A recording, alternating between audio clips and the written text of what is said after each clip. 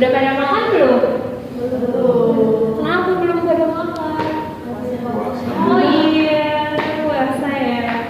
Nah, sebelum kita mulai pembelajaran hari ini, Ibu mau kita berdoa dulu ya. Nah, Ibu mau tunjuk Vino. Tolong pimpin doa ya. Oke teman-teman, belum mulai pelajaran, kalau ini kita berdoa dulu sesuai kepercayaan masing-masing. Berdoa dimulai. Amin. Berdoa disesuaikan. Makasih ya Vino udah mau memimpin doa. Nah, sekarang kita bakal belajar tentang skenario. Nah, sebelumnya ada yang tahu nggak skenario itu apa? Tahu Ibu. Apa tuh? Buat bikin film. Iya betul. Nah, skenario ini merupakan salah satu bagian terpenting dalam membuat sebuah film. Nah, apa sih itu skenario? Nah, skenario ini adalah suatu rencana atau gambaran terperinci yang berisi suatu kejadian yang akan terjadi di dalam film tersebut. Nah, biasanya kalau misalkan di dalam film, skenario ini berisi sebuah dialog, adegan, dan juga petunjuk bagi pemain dan kru untuk membuat film tersebut. Nah, di sini ada 3 peran penting yang harus banget ada di dalam pembuatan skenario. Yang pertama itu ada penulis skenario, yang kedua itu ada sutradara, dan yang ketiga itu ada editor. Ada yang tahu nggak kenapa sutradara dan editor itu masuk ke dalam orang penting dalam penulisan skenario? Tidak tahu. Nggak tahu. Oke, gue jelasin ya. Di sini kenapa penulis skenario itu penting? Karena di sini penulis skenario itu bertugas untuk membuat skenario ceritanya, di mana penulis ini harus bisa menyesuaikan naskah dengan visi dan misi dari sutradara supaya bisa sesuai dengan produksi film yang dibuat. Nah, lalu di sini sutradara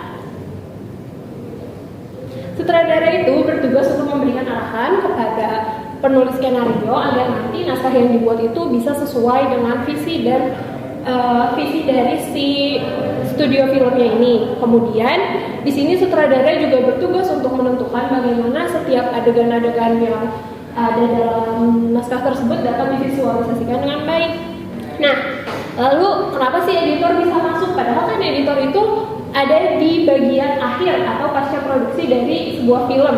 Nah, di sini editor itu bertugas untuk menyesuaikan struktur cerita supaya hasil dari proses syuting dan juga naskah itu bisa sesuai.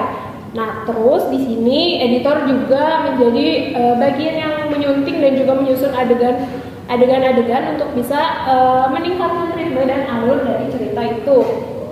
Nah, di sini ada yang suka menghayal nggak?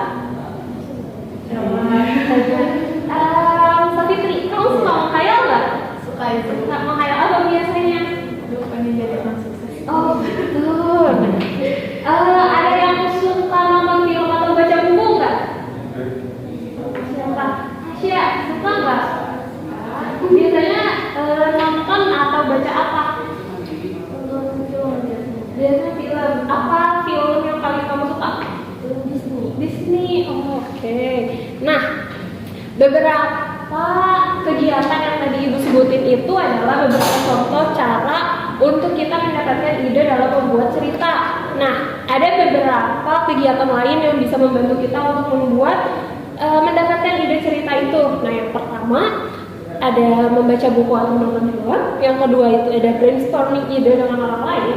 Lalu ada mengamati lingkungan sekitar. Nah, selain itu kita juga bisa mengingat dari pengalaman hidup. Lalu ada riset dan juga mencari inspirasi dari karya orang lain dan berimajinasi atau berhayal, dan yang terakhir adalah mind mapping. Nah, selanjutnya ada logline dan sinopsis. Nah, logline itu biasanya digunakan untuk menggambarkan cerita yang berisi 3-4 kalimat. Nah, di mana logline ini tuh biasanya berisi kalimat-kalimat singkat yang betul-betul menggambarkan si cerita tersebut. Nah, Biasanya di kalimat pertama itu berisi tentang bagaimana sih si karakter itu dan tujuannya itu apa. Nah, lalu di kalimat keduanya itu berisi motivasi dan juga cara gimana supaya si karakter itu bisa mewujudkan tujuan dia. Lalu di kalimat ketiga itu berisi tantangan dan juga hambatan dalam mencapai tujuan. Nah, yang terakhir itu biasanya resolusi dan bagaimana secara si karakter utama itu bisa mencapai tujuannya.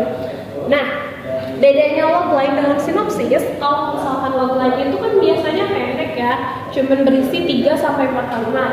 Sedangkan kalau sinopsis itu biasanya minimalnya itu ada 1 paragraf dan juga maksimalnya itu ada 1 halaman. Di mana si sinopsis ini berisi ringkasan cerita yang memang menceritakan keseluruhan si cerita tersebut.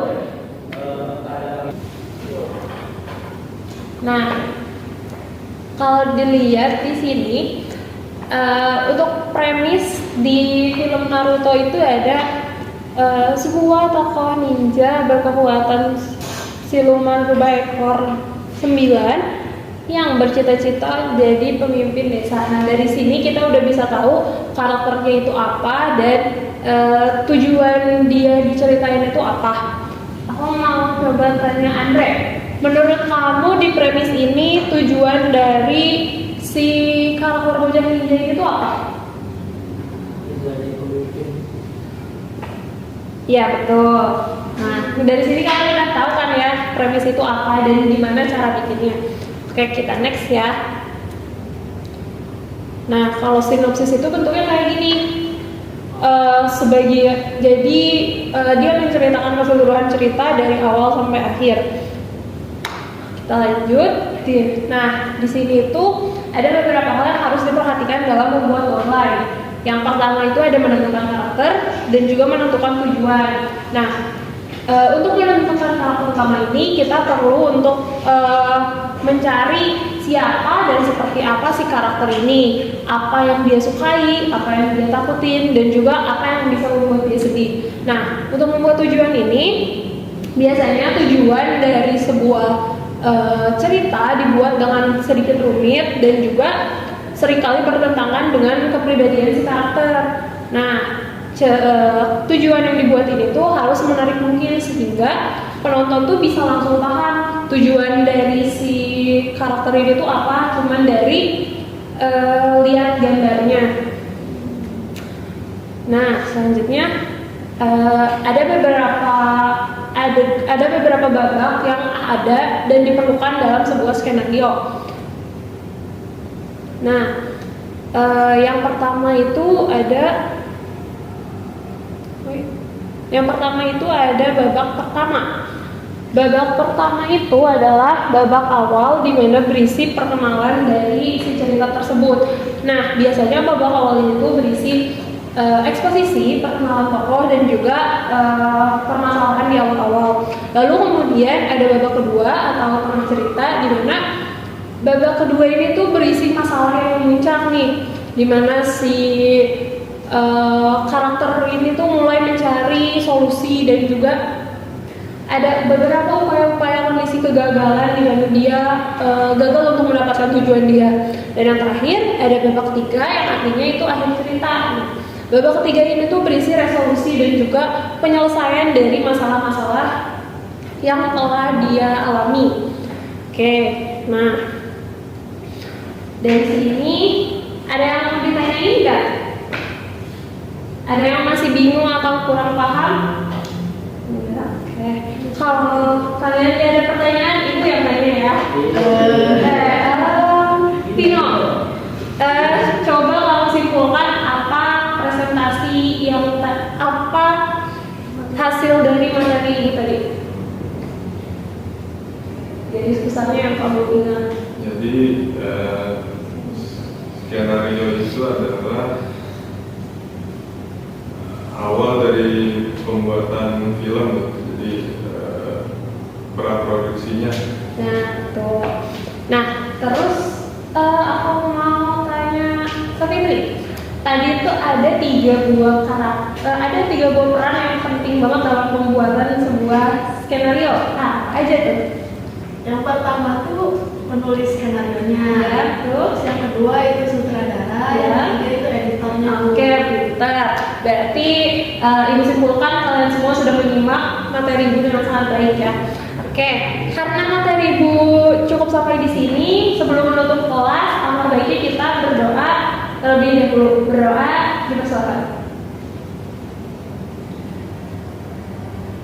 Berdoa selesai. Terima kasih. Terima kasih. Terima kasih, Bu.